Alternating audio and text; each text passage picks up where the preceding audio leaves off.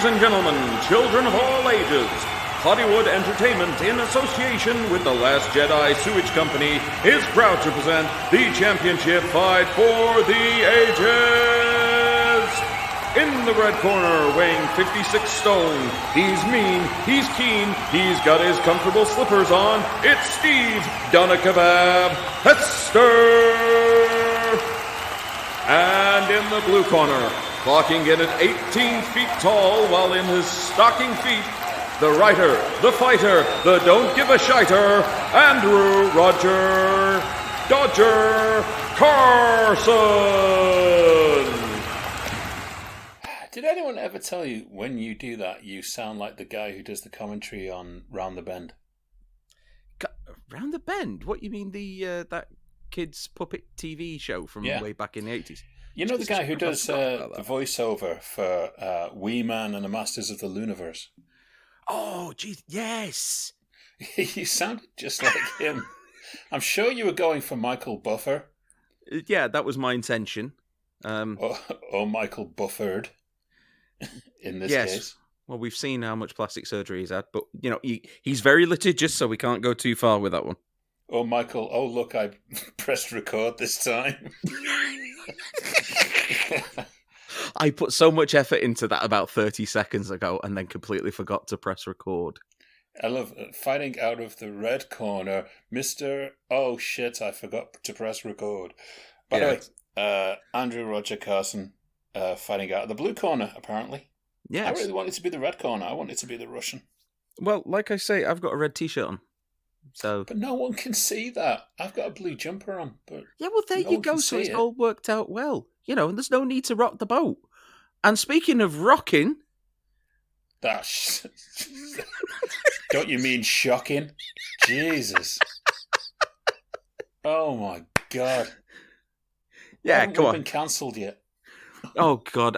It's only a matter of time, really. Someone will pick us up just to cancel us. I know. It'll be Warner Brothers. They'll give us our own movie and then they'll never let anybody see it. That never happens. No. Anyway, yes. Yeah, your fantastic segue was leading into a very overdue What's in the Box, I believe. Yes. Yeah, well, we're not going to go into the full details on why this has been delayed, but there's been a lot of behind-the-scenes stuff going on, so the show's just had to take a brief little back burner sitting, but we're back, we're at it, and yes, Rocky, which has been on the cards now for what, about 3 weeks? 4 weeks? About 3 weeks. This was pulled out of the box just before our Valentine's Day episode, and by the way, if you've not seen the Valentine's Day episode, then why do you even follow us? That is the reason why we do these type of things. That Valentine's Day episode was absolutely amazing. It's been very well received. It's still getting views now. It's going up every single time I look. Yeah, that was a cracking night, despite the fact that we had to do it at 2 a.m.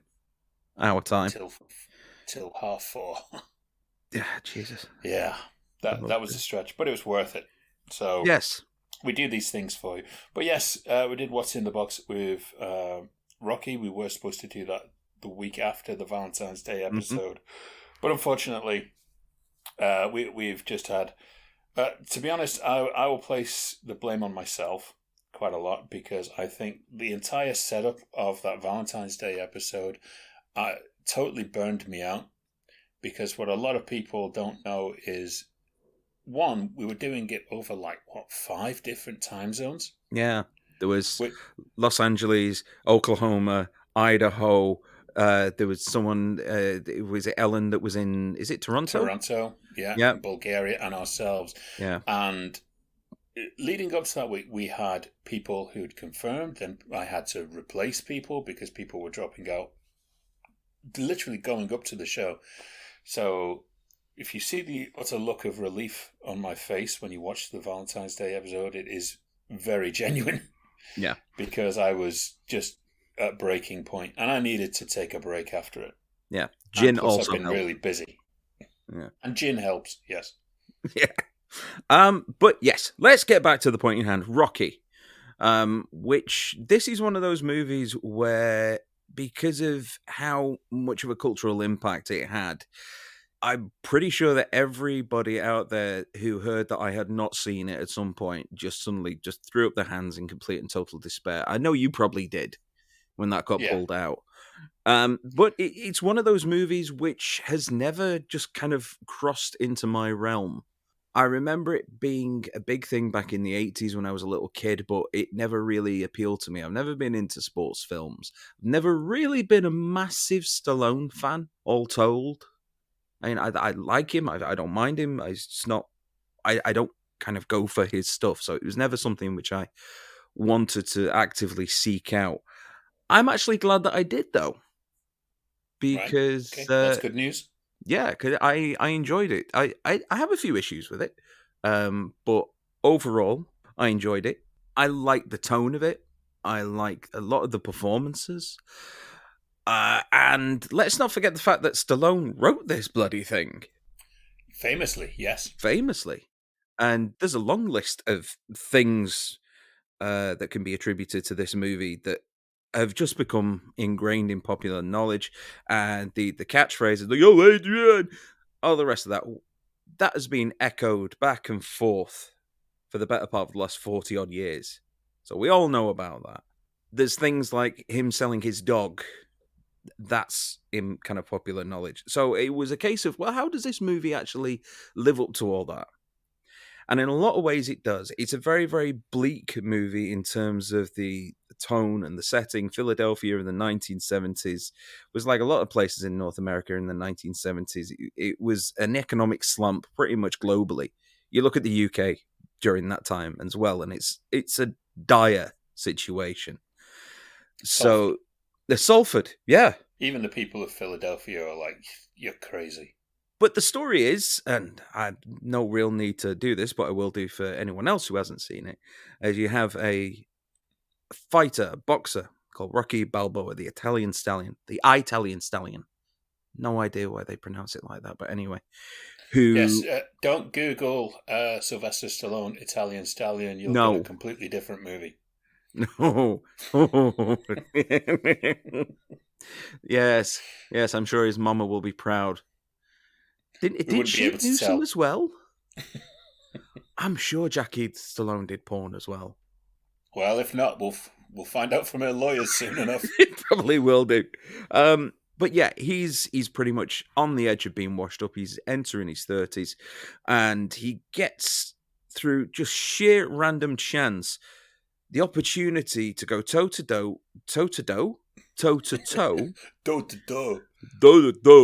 with the he's rubbing off on me, with the heavyweight champion Apollo Creed, played by Carl Weathers, who, let's face facts, still looks great for his age. He's in The Mandalorian right now. He looks fantastic. Yes. And then the whole thing is about him and his relationship with Adrian, and him trying to get himself into the right kind of shape to be able to take on Apollo, not just physically, but mentally as well. And towards the end, he says that he doesn't think he's going to beat him, but he just wants to go the distance. And, spoilers, he does. He doesn't actually win, though. It's a technical knockout, I think. No, don't they go at the end of it? Time that goes a draw? I don't know, but at the end, you've got Apollo just kind of like jumping up and down and going, "Yay!" And I think everyone's just surprised that he's been able to last that long. It's the going the distance story, it's not the winning story. Yeah. So, famously, Stallone wrote this movie, and I honestly thought he directed it as well. He did in later years. He did a lot of the sequels.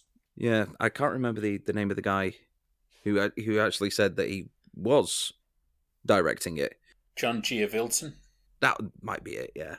Yeah, he was the director of this, and director of the Karate Kid movies as well, by the way. Really? Yes. So, he kind of likes that theme, I guess. He found his milieu. I did have to follow online to that, but I've forgotten what it was. You can't remember it, can you? No. What was it? Really? Shall I get a mop and a bucket? Yes, that's the one. Yeah. Damn. I can't believe that one got away from me. I know. Right, so first of all, if anyone does want to watch this, it's available on Amazon Prime. Yes. However, one thing which didn't strike me, and I don't know what it is that has caused this, but there is so many artifacts within the film that you would normally see on a fairly well-used tape or a film reel. You know, little scratches and smudge and bits of hair. And the picture itself looks very clear, but it doesn't look like it's been fully remastered and they've tried to clear it up. Did you watch it on Prime? Yeah, on Prime. That's interesting. Yeah, because you would have thought it would have had a full HD, well, a 4K remaster or whatever. Oh, yeah, that'd be right up there for it. For Yeah. MGM, it's one of their masterpieces. Yeah, it's definitely one of the flagship ones. A couple of other things which stood out for me as well, such as the lighting. It has that very flat 70s lighting where it almost looks a little bit like a TV show at times. I do love that. Yeah, but there's certain moments where it honestly made it feel like that episode of Police Squad with the boxer. And so I can't remember what the name of that episode is. David is going to love that reference. Well, he does, because and you've got that interview with Apollo where he's basically Apollo Creed. He's based off Muhammad Ali, but he's got that moment where he's talking about all his what he's going to be doing in the fight and how much he likes Philadelphia and everything. And all I could think of was, what is it? Roses are red, violets are blue, sugar is sweet. I'm going to break your face. That's all I could think of. Spoken by Grand L. Bush. Yes. Balrog himself. And Grand L, I know you're out there on my Facebook feed. Hopefully you'll listen to this episode. We want you on, buddy. Oh, God, yeah. I mean, just to talk about Street Fighter alone, we could get a full hour out of that. But yeah, we've got so much that we could talk about with Grandel. So it brings on to kind of like the main issue that I have with it. It's only one. Well, I have a few, but they're mostly kind of little annoyances, little niggles. Like the dialogue gets a little bit lost at times. And not just Stallone, but in some of the other characters, the guy who plays Paulie, Burt Young, yeah. Yeah, there's a scene where he comes home and he overhears Rocky and Adrian talking about him and he loses his shit. But his dialogue is lost in certain parts underneath him smashing everything up and then talking over each other, and he's kind of slurring his words to the point where I was actually struggling to understand what he was actually saying. I got his intention, but I didn't get what his dialogue was supposed to be. And a lot of the issue can be laid as well at Stallone. A lot of his dialogue does feel like it's improvised at the time. Yeah, I mean, I get that that's Rocky's style, and Stallone's embraced that to a certain point. It's less so now, but he definitely was that way during the 80s. But it felt like he was almost talking his way through a scene, just generally talking. And I know a few people like that, but it felt that improvised way, and I don't know, it didn't quite sit with me as well. I wanted the script to feel, or at least the dialogue to feel, a bit tighter. However, the main point that I do have with it is I don't really believe the romance between him and Adrian. Not the fact that they have this romance, but because of the way that it's set up. Oh, you mean the incredibly uncomfortable scene when he takes her back to his house? Even before that, when Rocky goes to Paulie's house, Paulie is just being an unbelievable dick. Jeremy Sisto levels.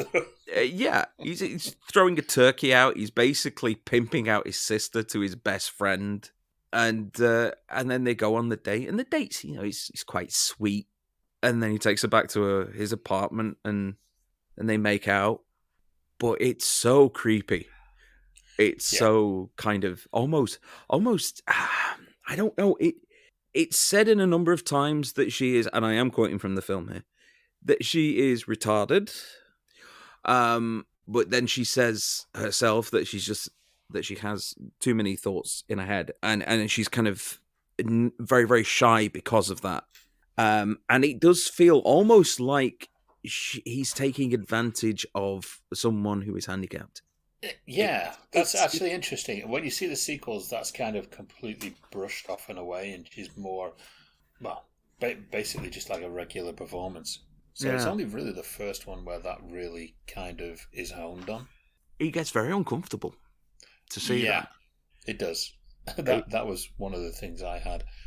Um, I've got to focus on something here, which may throw your entire review out. Now, shoot. I will actually say here that I do like Rocky. Mm.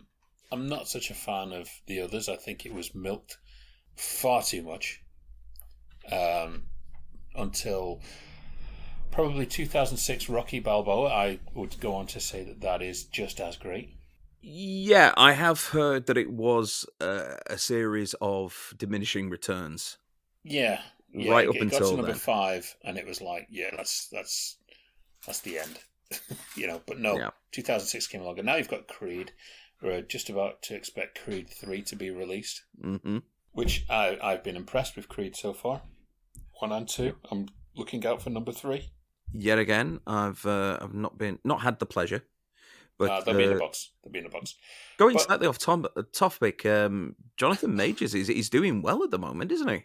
oh my god, he's having a great Creed year. 3, Quantum Mania, Kang the Conqueror. Yeah, he's doing phenomenally well, and he's a big breakout for him at the moment. Definitely. Yeah. He's going to be a major player for at least another 4 years until Yeah. the next Jonathan Majors comes along. Somewhere John Boyega is like, fucker. but, If only I hadn't agreed to be in those fucking Star Wars films. yeah. Anyway. Yeah. Getting back to what my point was that might change your entire review. Okay. In watching it again, something irked me here. And it's more irked in the way that people actually talk about Rocky and hailed it as a classic. Mm-hmm.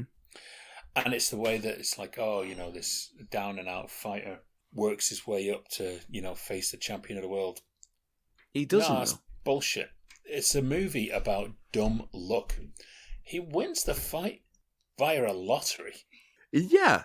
There's a whole scene where Apollo's going, well, what about this guy? Yeah, well, he's fractured a rib. Well, what about this guy? He's fighting in France. Or what about that guy? He can't do it. What about this?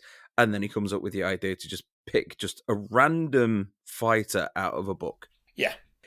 They might as well have just opened up a phone book and then put a blindfold on him and then just go, right, him. What, he's a butcher. Yeah, I don't care. We're going to have him. I'm going to fight Billy Billiamson, the butcher. Urgh. And I will actually lay it on the line here and say that Carl Weathers is actually the most likable character in this movie. Yeah. And I don't want to shit on the whole Rocky fandom, but there are some things that did irk me enough to really believe that this movie is incredibly manipulative in parts. Well, we've discussed everything that happened with Adrian. Yeah. If you just look at like the characters, basically, Rocky is all right. He's just simple, but even him, he's working for the mob, for God's sake. Yes. He breaks Which people's people legs. tend to forget. Paulie is a hideous person who I absolutely despise. Adrian, well, she's so shy. Talia Shire basically barely says 2 words throughout the entire film. Burgess Meredith as Mickey, well, he just is just running on anger and fumes. Who else can you actually root for apart from Apollo Creed? Yeah. He's the only one with a grin. He's the only one with a smile. He's the only one with actually some charisma. And I can understand that they wanted to have this underdog story, but at the same time, he works for it, yeah, but he works for it after he gets it. He doesn't have to actually fight to get it. Exactly. So a lot of people really class this movie as, the American dream movie. The Cinderella story. That's the terminology that they use. The Cinderella story. When in reality it's like it's a movie about winning the lottery and then getting your ass handed to you. Yeah. Although, to be honest, if someone was to come to me and say, right, we're going to give you a shit ton of money, but you're going to have to, I don't know, you're going to have to get punched in the face off Tyson Fury. I don't know. I'd be like, or Uwe Boll in your case. yeah, shit. I'm honestly surprised that Natasha Maltby hasn't got in touch with them and gone, have you heard what these dickheads are saying about your films? Dude, he hears it himself. He's following us. Is he? Yeah. Oh my god. Hi, Uwe. And come on the show, if anything. I'm not even going to show up. I'm just going to leave you and Steve talking for a while. Oh, you would do as well. You can have a verbal Rocky match. There you go. Talk to me about Far Cry. Yes. So, what was your influence behind House of the Dead? Oh, jeez. Did you even have one? But no. Anyway, getting back to Rocky, we did. It's amazing that I don't think Rocky has ever had this many links to different movies and things going on in the world. I know. I will say that Sylvester Stallone got a Best Actor nomination for this, which somehow doesn't feel right. No, it doesn't really. And at the time, they were all saying Sylvester Stallone is like the next Marlon Brando, and you're like, what? Really? No, no. No offense to the legacy of Marlon Brando, and no offense to Stallone, but definitely not. No, I think it's because at the time that particular style was becoming more prevalent. That very realistic performance as the heightened elements that had led up even throughout the 60s, they were starting to go. And so then you were left with more realistic performers, such as this was around about the time, of course, when people like Robert De Niro and Al Pacino were coming out and they were following the method, and their performances were based very much on this kind of pursuit of the real. And Yes. full marks for Stallone for trying to go there. But it's all very well trying to go for the real, but if you can't actually understand what it is that you're saying, that is lost. Yes. So That's very fair. And to be honest, I mean, this is from my era. You know, the 70s is my era of movies. You know, I'm constantly on the hunt for movies from the 70s that I haven't seen, because I would watch them over anything that comes out today. And Rocky does fall into that bubble. Rocky 2, you know, the rematch. And then you've got Rocky versus Mr. T, Rocky versus Dolph Lundgren, Rocky versus homelessness in Rocky 5. Yeah, and then Rocky versus old age. Yeah, well, to be honest, and I will say, Rocky Balboa is a great movie, and everyone was scoffing at the time, thinking, "Oh my God, he actually has done it." It's like that poster in Airplane 2, you know. Yes, was it Rocky joking 15 or Spaceballs. something? Yeah. Yeah, but you know, it was the running joke. But he came back and he delivered the knockout blow with Rocky Balboa. Yeah, I will give Stallone his due. The latter half of his career, when most of his roles has been this monosyllabic puppet, had all dried off. It was around about the same time that both Stallone, Schwarzenegger, and Bruce Willis were pushed to one side in favor of the more up-to-date 90s action heroes. As soon as that happened in the 2000s and the early 2010s, he properly had a renaissance. And I think that Balboa kicked it off because it was able to properly show, wait, no, I can do it. I'm a triple threat. I can write, I can act, I can direct, and I can make something really good. Yeah, you know, and he's rocked it back with the Expendables franchise now. There's Expendables 4 coming out. Is it this year? God, I don't know. Year. He knows how to sell himself. He knows he's a product, and this is where it all started. Even though that I do kind of look at it as kind of manipulative in parts, it does play on a very human emotion. It is a great movie, and considering it was a low budget, Stallone stuck to his guns and said, you know, it's only getting made with me in that lead role and no one else. He knew what he had. Want to offer it to James Caan at one point. I'm sure that's one name I heard floating around it. Yeah. You know, there was a whole slew of names. You know what the studio system does? Oh, let's make a list of 10 names and just fire it out to all of them. Hopefully one will say yes. But Stallone was like, no, the only way you're getting it is me doing it. He knew what he had. And to be honest, he had nothing left to lose with it. He laid the cards out and he made it done. And that's the real success of Rocky, is in the actual film and the way it got made on a small budget and became this phenomenon. I mean, it is almost like life imitating art and art imitating life at the same time, isn't it? Yeah, it does have it. I mean, God, I had the Rocky comparison with Rumble Rama, and it was hard to deny it, because it's like, yeah, well, I guess that kind of is that genre, you know? Like those movies of losing everything and then gaining everything through, I guess, pure luck. Yeah. We haven't even talked about the actual fight much, have we? Oh, yeah, there's a fight in this movie. Yeah, everything's leading up to it. And all those people that saw Rocky V only will be so surprised to know that this was about boxing. It's very subdued. And I was actually expecting it to go on for much longer. There was a point where he's being comforted by Adrian in his bedroom, where he's not even sure if he can go ahead with the fight. And I had to pause it because I needed to go to the bathroom, and I saw there's 20 minutes left. And I was surprised that it had that long. I was expecting the actual fight itself to be a much bigger and much grander affair, but it's very low key. And I don't even know if they're supposed to be phantom punches, but there's a number of times where it looks like there is no contact being made. There's not even like a reaction of a contact. It's like Apollo would throw a punch and Rocky would lean back almost to get out the way of it, but it never looked like it was actually intended to hit. And I know that the way that they shoot films now is very, very different to the way that they shot films then. You could do a fight like in Creed, for example, where it looks like they're properly knocking 10 bells out of each other, but it barely looked like they were landing a single hit in this. More like a wrestling match. Just wafting the skin off a cup of soup. Yeah.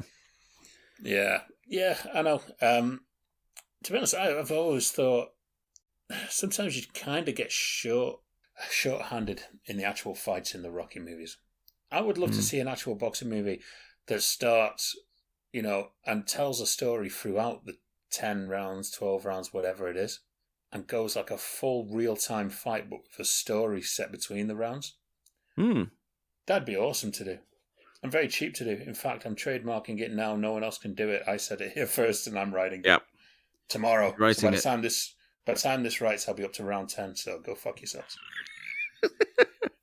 I'll be the manager sat on one side going, "Come on, you need to show him that you're not a bum. You gotta win, Rock. You gotta win." I was the penguin. Right, one last thing then before we move on, unless, of course, you've got anything that you need to add. This was around about the time that the end credits of movies were starting to change. Because right up until the early 70s, you tended to have most of the credits front-loaded. So you'd have a 5-minute sequence, like something like a James Bond movie, or like the opening to Charlie and the Chocolate Factory. That's the one that sticks in my mind a lot. And all the credits would be over that. And then at the end, you might just have a brief recap, a cast list, and then it's the copyright information. This one, it's kind of weird the way that it's laid out. And it really did stick with me because it's a very, very short credit sequence. The cast is right at the end before, with no after kind of copyright. This is a Motion Picture Association of America, blah, blah, blah. And it just was arranged very odd. So it was like the bridge between what we know now and what used to be then. So that stood out for me. It's completely pointless to pick up on, but it's just that stuck out for me as well. Yeah, there was a lot of movies from the 70s that had these very different end title credits. And then in the 80s, they were all, chuck all them assholes at the end and we'll just have the most important people at the front. The top and second line people. And now you've got stuff like in the MCU where he goes on for longer than the main film. 75 different VFX houses worked on it with about 800 employees each. So there's just this wall of text. Yes. Only beaten by the credit roll for Splinter Cell Conviction that was still going half an hour after I finished the game. Oh God, yeah. I swear to, I can't remember which one it was. Going wildly off topic again, but I have played some games where the end credits have gone on for about an hour because Yeah, one, there's loads of people in there, and two, they go by so slowly. But the Batman games, the Arkham games, they are interminably long. Great games, but those credits, oi. yeah, looking forward to that one. So, yeah, the 70s, I used to love it when the movie would just like end with the cast credits, Hmm. and you'd have all that stuff up front, usually by this beautiful soul bass style opening Yeah. of images or whatever, something that keeps the movie going. If it open, I was taught very long ago, it's like, you're not opening with just plain black text in that, are you? Black screen, white text, and then, directed by Andrew Roger Carson, and then your film starts. People are going to be talking. Yeah, You you don't need to want shut people them up talking. immediately. Yeah, so shut them up the way that Tarantino shuts them up by, having Uma Thurman's face blown off right at the beginning of Kill Bill. Yeah, yeah. I mean, for some reason, what's springing to mind is Blade Runner. Just that wonderful opening with the shots of L.A. Oh, yeah. and the flaming towers and that Beautiful opening. big, heavy bass notes. Wonderful. Vangelis, the Yeah. man. Here's an interesting one for you. Go on. Away from Rocky, what other boxing movies can you actually think about that borrow directly from this? Oh, I don't Or any really boxing know. movie at all? I guarantee you'll find a Rocky connection. Someone said to me the other day, well, Cinderella Man, Ron Howard directed with Russell Crowe. Right. That is basically Rocky, but in years prior. Okay. Apart from Creed and Rocky, it's very hard to kind of pinpoint other boxing movies that have come out. You had Play It to the Bone, which was Woody Harrelson and Antonio Banderas, which got forgotten about pretty instantly and did a lot of damage to Ron Shelton's career, who was like the king of directing sports-based movies. But obviously he didn't have Kevin Costner in it, so it obviously went downhill. The Hurricane, which was a biopic of Hurricane Carter, played by Denzel Washington, and now was more of a prison movie than a boxing movie. And it's a great movie. Really is a great movie. But now we're starting to see some boxing movies coming out. Oh, actually, speaking of which, you know what has popped into my head? Snake Eyes, Identical. which isn't actually a boxing movie, but isn't the guy who plays the fighter in that, wasn't he one of the fighters that took over Rocky's locker in the film? Stan Shaw. Yeah, Oh, that'd sure be it was. interesting. I'm not sure about that, but I am going to look that up after we finish here today. Yeah. So go on. Could be. Boxing movies that are coming out. Well, they're doing one on Mike Tyson now, so a biopic on Mike Tyson. There's one, I believe, on Sugar Ray Leonard. I think the trailer for that came out. But there are a couple of lost gems that people have forgotten about or may not have discovered. And they are in the box for you for the future. One would be the Mark Wahlberg movie The Fighter, directed by David O. Russell, that also stars Christian Bale in one of his skinny performances. One of his typical, yes, I need to starve myself for like God knows how many times in my career to play this person. He did it in The Machinist, he did it in Rescue Dawn, and now obviously he did it in The Fighter as well. But it's brilliant. And there was a movie, oh my God, what was it called? It was Miles Teller, Bleed for This, which was the story of Vinny Pazienda, the Tasmanian Devil. I have no idea. I don't know anything about boxing. Okay. Well, that's all. Me neither. I just know the movies. And of course we had Ali with Will Smith, proving that he could punch well before Chris Rock came along. Yes, I was going to say, he's used to hitting people, isn't he? Yeah, I bet Muhammad Ali was rolling over in his grave saying, boy, I wouldn't slap like that. Just give him an uppercut. Knock his block off. Right. I guess it's time to move on to the anniversaries then, isn't it? Oh, yes. Some anniversaries. Cool. We watch them again all of the time, or we get them on Prime for free. But we only know how old they are when we learn their anniversary. Well, that filled up some time. Yes, it did, didn't it? Yeah. Anniversaries. Okay, what have we got? I know, you tell me. Oh, well, it's lucky I did some research. Yes. Okay, well, I've got 4 here that we can swiftly breeze through this week. Okay. What do you have first? First, it's a favourite of yours. Ooh. Can you guess? Ooh, there's many. Just the first one that pops into your head. Last Jedi.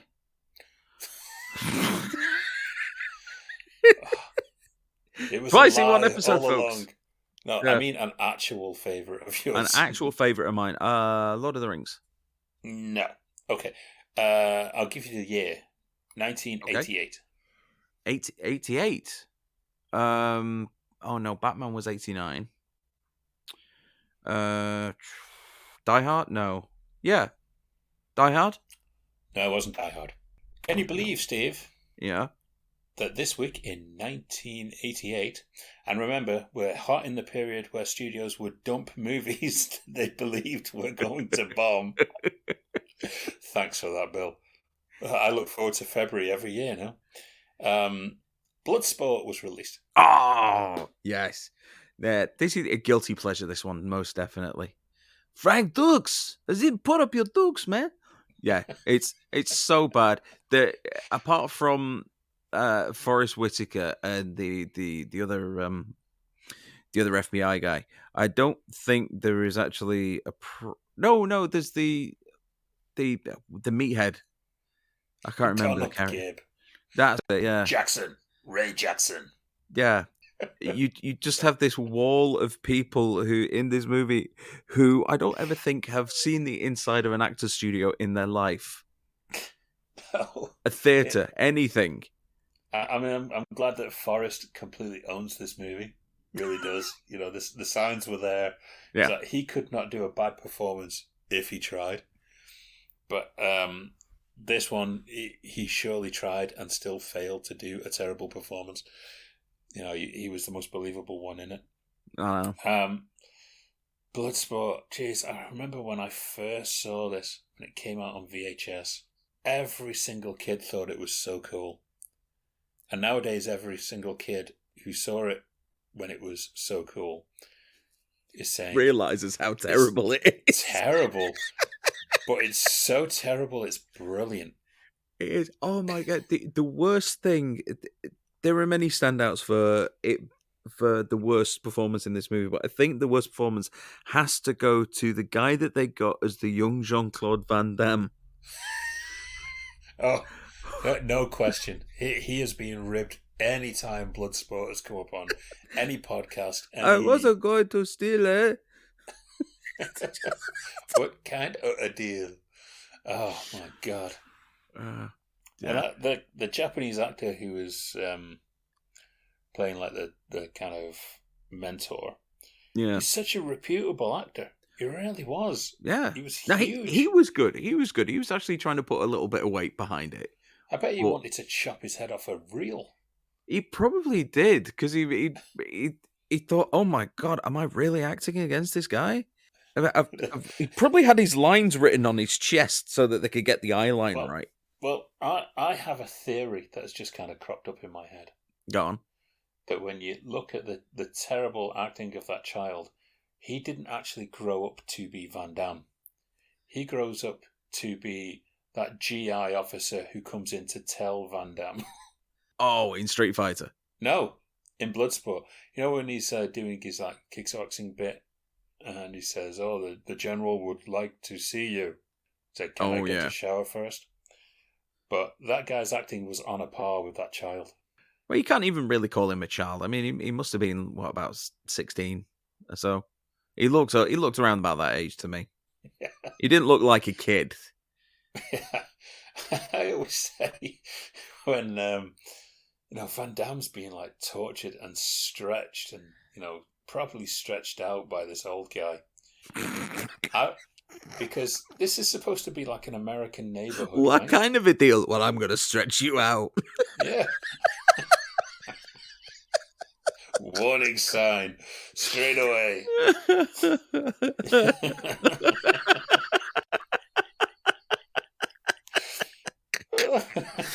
No, I'm never seeing that movie ever again. But this is an American neighborhood, like something like California. I I want to know what is going on with their neighbors, because their neighbors must be like, "What the fuck is going on next door? Oh, What is he doing?" what That's was an his, entire movie. I'm telling what was you. his name? His master. Oh yeah. Oh, he's stretching out another boy again. Oh dear. That's the third one this week. No one saw the other two lads who broke into the house again. That's all No. I'm saying. Oh god. Right. But it's, Bloodsport is 1988. It came out in the dreaded February slot. Yeah, the fuck you, it's February section. But it went on to become a hit. It made ridiculous amounts of money and did brilliantly on home video release. Yeah, it's a guilty pleasure. I don't think anyone can in any way describe it as high art. It really isn't. But yeah, it's something that's a bit cheesy and that you can laugh at. You know, it's a canon film. What more really do you want? I've got a fantastic for love of sci-fi story for you. Oh, go on. Or for love of Comic Con or whatever it is. You know when they got Van Damme and Dolph Lundgren just recently, a couple of months ago? Yes. Right. And one guy who works and promotes for the company who just like sucks ass like you would not believe to any major celebrity. And obviously it was Van Damme here, who's like constantly with him all the time. But they'd purposely set up so many different things that were Van Damme centric. And one of them was the Din Mock, the brick breaking thing. So they basically bought in a bunch of bricks, put them on a table, charging people for a photo opportunity with a pile of bricks they must probably got out of someone's yard. Jesus. Right? And Van Damme looks so embarrassed to be taking pictures next to this thing. Oh my god. Almost as bad as the really bad Castle Grayskull that they made, and Dolph Lundgren had to stand in front of it posing with people. Oh, you do kind of feel sorry. I mean, I know that they're over here and they are making some money off all the pictures and everything, but there must be a point when you're doing something like that and you think back at how far your stock has fallen. Yeah, really. It's like, you know what? This was a connecting flight. I've come here for like 4 hours, take money and run. Yeah. Just like Keith Sutherland did, I guess. Yeah. All right, so what's next anyway? Okay, let's bump the years up a little bit. Let's go back 30 years this week. Mm-hmm. And I'm amazed this got released in the dreaded February spot. Because 30 years ago, Falling Down was released. Oh, really? Which is probably one of my favourite movies. Yeah, I've not seen it in a long time. Because the older I get, the more I'm starting to think that Michael Douglas's character was kind of right on. Yeah, that was part of the thing that a few weeks ago, a few episodes ago, I asked the people of Reddit about who you used to hate in a movie, but now as you're getting older, you start to identify more with, and Defense did come up quite a bit. Because he's got a point. You know, you go into a burger place and you order a burger and you want it to look even reasonably like what it has on the display, but out comes just this crap lump of stuff. I think it's a double-edged sword, really, because one, you know, is a story of a guy who is stalking his ex-wife and his daughter, and his very dangerous overtones towards him. He was very violent with them. Well, not violent with them, or as Barbara Hershey says in the movie, you know, she sometimes felt that he could be. Yeah.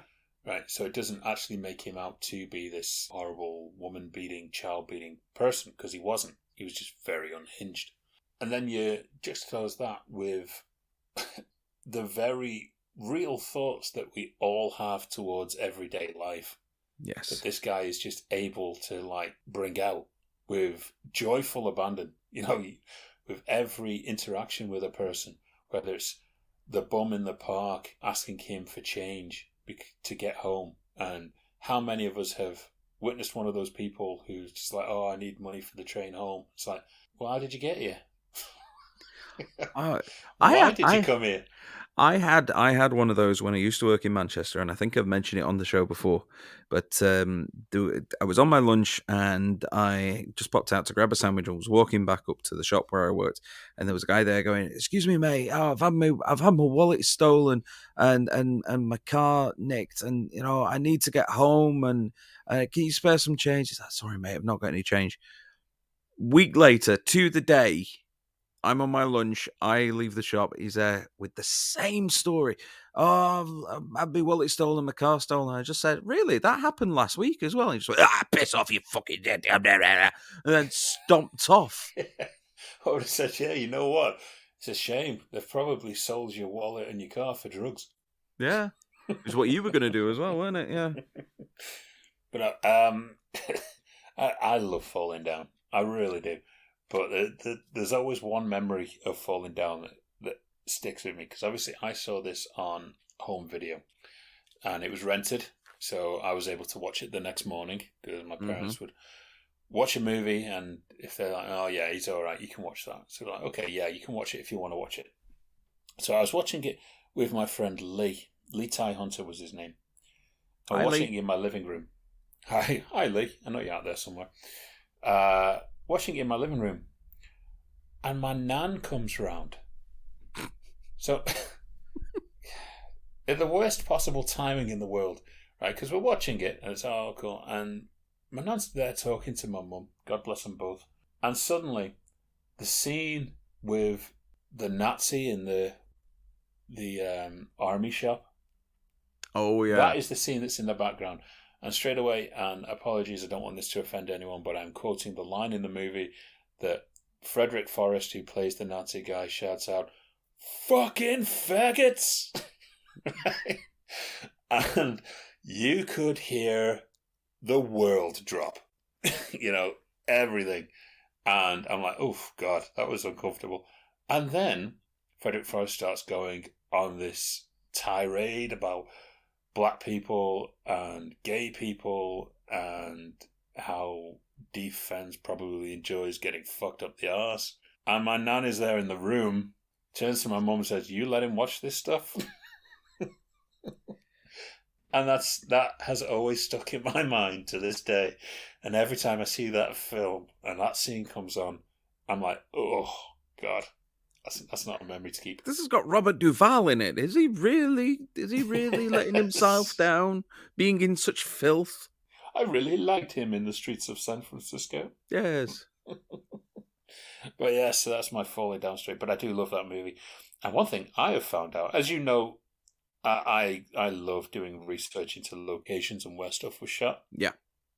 And I found something out that was very interesting. Now, there's a scene in Falling Down where Defense's character, to escape the police, he jumps over this, it's like a surgeon's house, like in Beverly Hills. And the caretaker there has his family there. Right. And they're kind of like using the house, and he's played by John Deal, great actor. And he kind of almost takes this family hostage while he's holding from the police for this one scene. Now, that house, I was like, okay, I know where that is. That's great. I know that house. And as I was looking at other films were shot there, it was like, hang on a minute. Michael Douglas is in most of these movies. It's not his house, is it? I'm thinking that was his house in Beverly Hills, because he used it in Black Rain. Right. He used it in War of the Roses. Right. There was a couple other movies around that time frame in the 90s.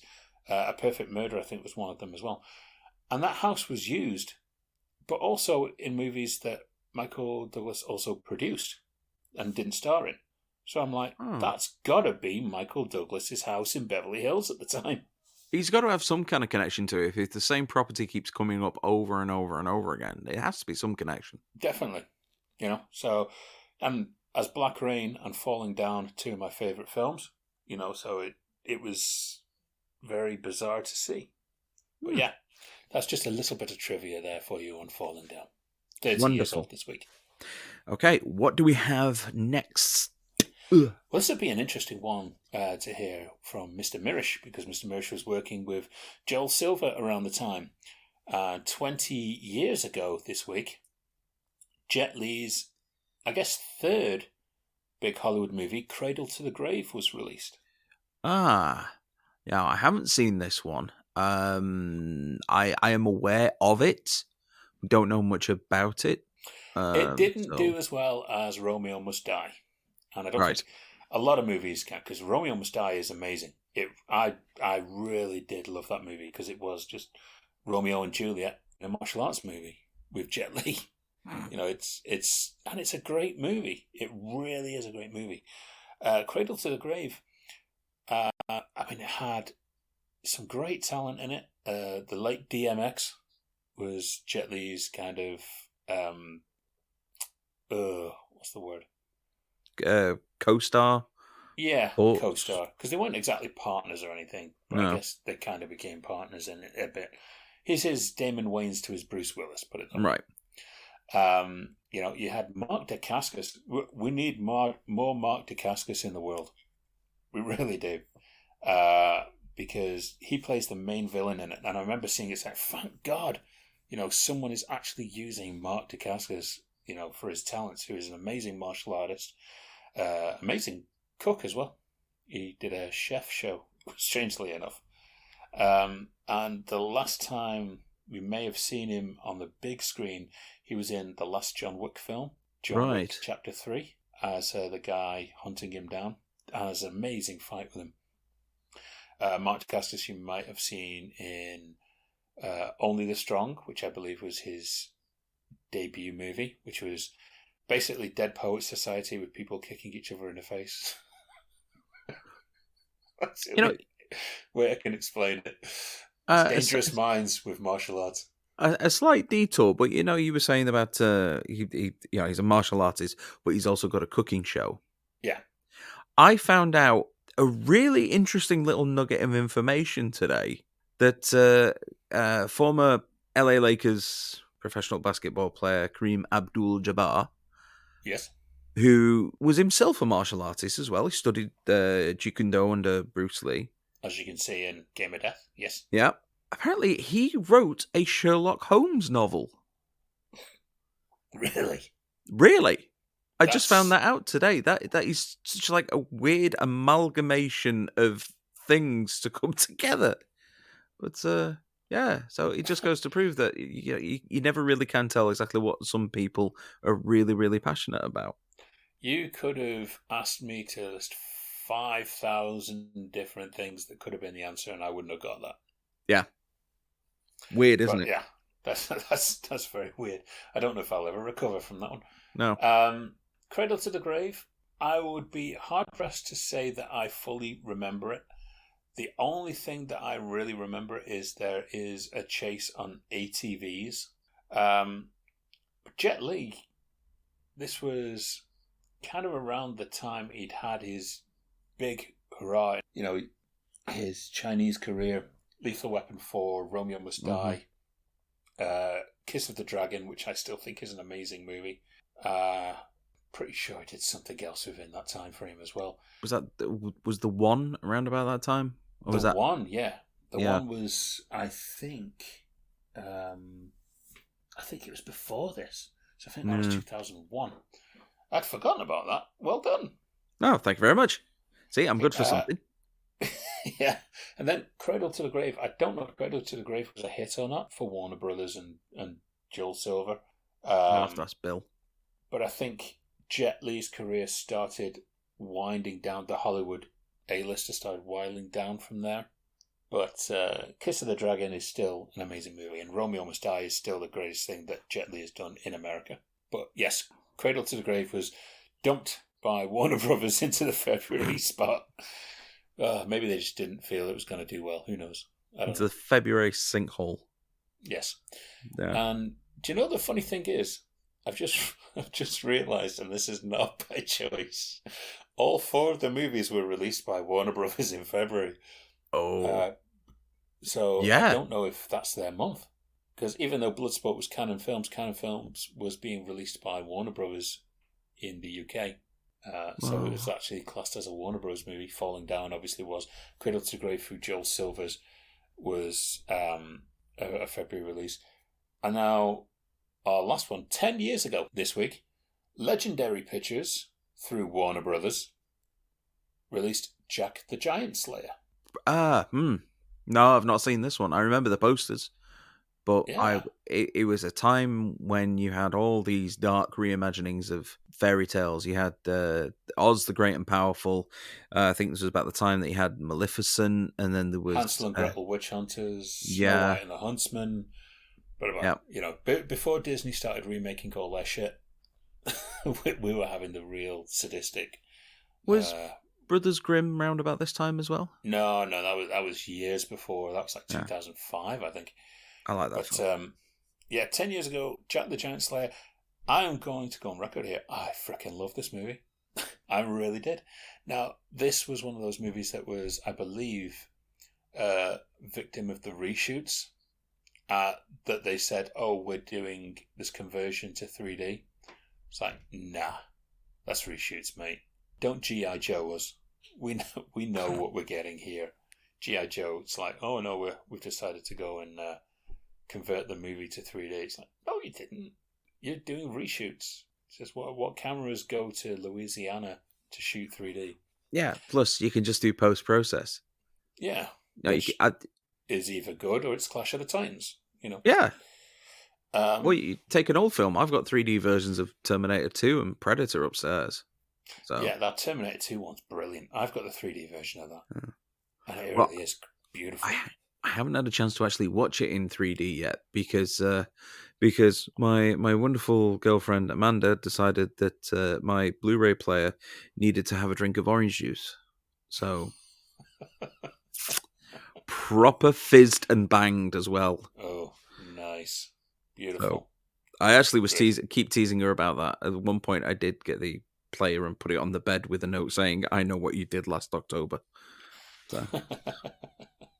Well, anyway, Jack the Giant Slayer is a great movie. I really love it. And not on that, it has a good friend Ralph Brown in it as well. Hello, Ralph. Yeah, hello, Ralph. Hope you're feeling good, mate. You know, it has the great assembled cast. It's an amazing revision of the Jack the Giant Slayer. As you'll understand, they didn't call it Jack the Giant Killer because I think the Asylum beat them to it. Yes. Starring, I actually know one of the actors in the Jack the Giant Killer version, but I also know an actor in Jack the Giant Slayer, and I know which one I'd rather be watching. So yeah, Jack the Giant Slayer, it's so good. It was so good, so much better than it deserves to be. This is a movie that I can happily stick on with my kids, and some of it is pretty savage, but it is great. And who is it who directed it? I'm gonna say Brett Ratner. Is it Bryan Singer? Oh, Bryan Singer. Yeah, one of those ones we don't talk about anymore. No. Yeah, I think you're right. I think it was Bryan Singer, but it was so beautifully done, you know, and it's really good adventure movie. Great CGI, much better than the BFG. The BFG's CGI was great, but Jack the Giant Slayer's was better. Good quality.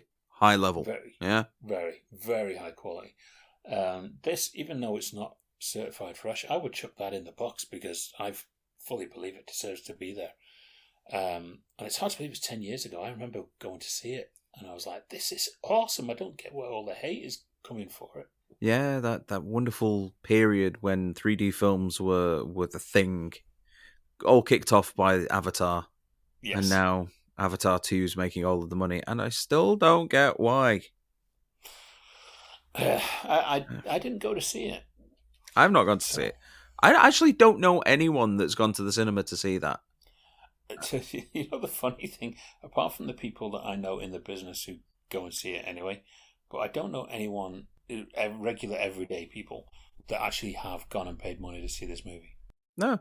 None of my friends, none of the people that I work with, nobody, nothing.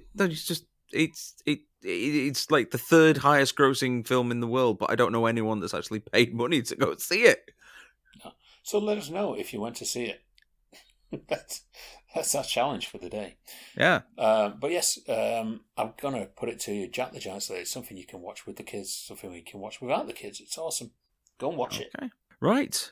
Well, that's it. That sounds like a good recommendation to end that on. So I guess we've only got one part of the show left to go, and that's to answer the immortal question. What's in the box? What's in the box? What's in the box? What's in the box? It never gets old. No. Neil, Leave you it. pulled a blinder out when you made that. Yeah, you did. We always got to give credit to our Neil for belting that out. He's just been on TV, I believe. He's been involved with the UK's leading Black Sabbath tribute band, Sabracadabra. And they were just on TV recently because they got to go and play the anniversary of Black Sabbath, I believe, in one of their albums. And they got to go and play the entire album. Wow. At a club. And apparently it was an absolutely awesome show. I wish I'd have known I would have gone. Yeah, I bet that was a good night. Yeah, we want to hear all about it, Neil. Let us know. Yes, we do. Let us know when your next gigs are. We want to promote them for you. And also come and get drunk. Yes. And also listen to our show. That helps.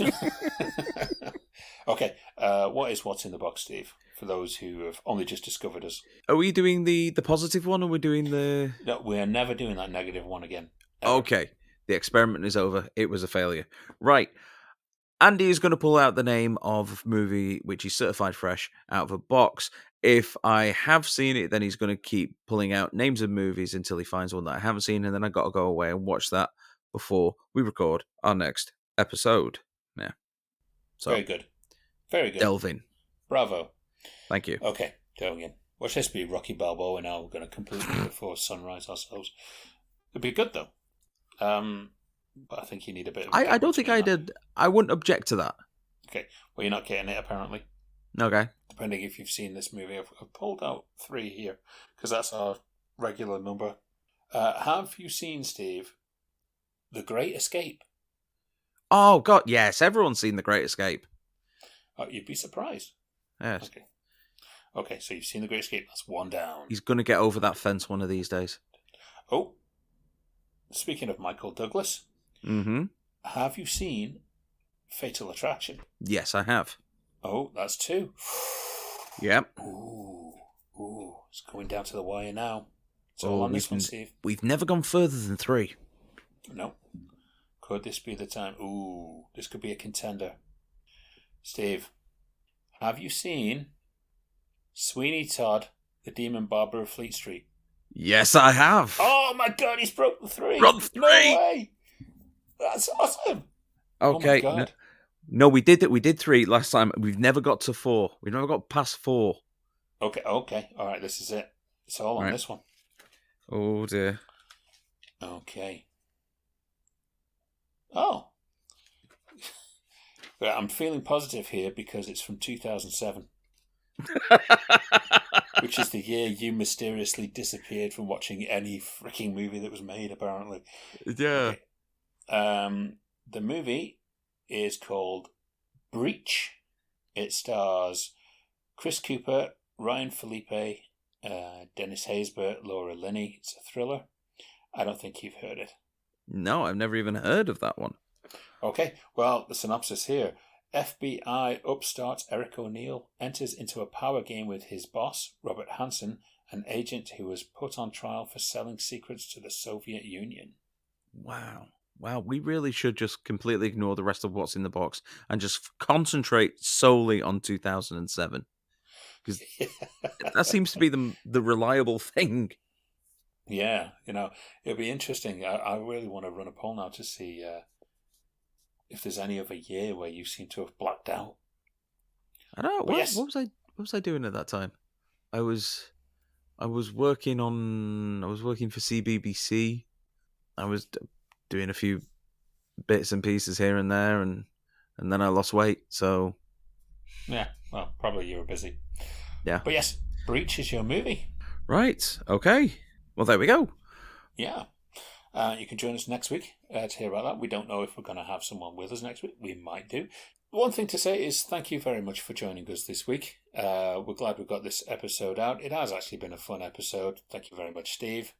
And thank you very much, you. Dragging me back into Poddywood this week and finally getting me to sit down and actually do it. Well, we needed to get something done, didn't we? Otherwise, the lovely boys and girls out there are just going to be twiddling their thumbs. Yes, they have to listen to reputable people when they're like walking to work. Hi, Sarah. That one's for you, by the way. I know you're on your way to work and you're listening to us, or on your way home, one or the other. But thank you very much for always listening. Luke, I know you're listening, doing something out there. Hi to you. Yeah. And I think that's covered our entire audience. Oh, my mum. Oh, your mum. Oh, yeah, your mum. Yep. How's she doing anyway? She's fine. She's doing well. Good. That's what we like to hear, mum. But wait a minute. Oh, no, wait. Sorry. What? I have to say, we have a fan, a major fan who loves to listen. And when Do we we? did the Valentine's episode, yes, we have one. It's all right to Jesus have one. Christ. Right? But it amazed me here that Richard Mirish told me this person was a fan of ours. So I don't want to name drop him, but I already did. So there you go. And that would be John Mirish. And I want to say a big hello to John Mirish, who absolutely, loves our show. And we love it. Hello, John. 3-time mayor of Beverly Hills. Wow. Of course. Oh, yeah. As well as an executive at Paramount and IMAX back in the day. Wow. And he religiously listens to us. So I want to say thank you, John. And it's about time we got you on the show. Come and face off with your brother. That'd be awesome. Oh, that'd be so much fun. Yeah, if John Mirish can't beat Richard Mirish on one of our video specials, we've got no hope. We've got no hope. But I can't believe there was only 3 points difference on that Valentine's quiz. Oh, I know, it was close. And so close. like God we said, damn, if that you last round. don't know what it is that we're talking about, then look down the list in your podcast app, Spotify or Apple Podcasts, whatever. It's there. It's the previous episode to this. Look it up. You can check out the actual video of it if you're wanting to hop over to our YouTube channel. Or Yes. if you're on our YouTube channel, then you can listen to it on the go. It's just as hilarious with video as it is without video. I've listened to it on the go. I watched the video as well. And as Rick's well as I was wig. doing it as well. But it was, it's great either way. Yes. If you want to get in contact with us, then we are on all of the socials. We're on Facebook, which is facebook.com/Poddywood. We're on Twitter @Poddywood. We've got the r/Poddywood subreddit. We're on LinkedIn. We're on My LinkedIn Instagram. peeps. We're on, I don't know, what else is there? Tumblr, probably. I don't know. Grindr. Bumble. Bump and Grinder. I don't know. And the FBI's most wanted list. So, yeah. Just follow us. Yes. You'll know when an episode comes out. Yeah. So from now until then, it is another goodbye from me. And I guess I'll see you again next time too. Tatty bye, folks.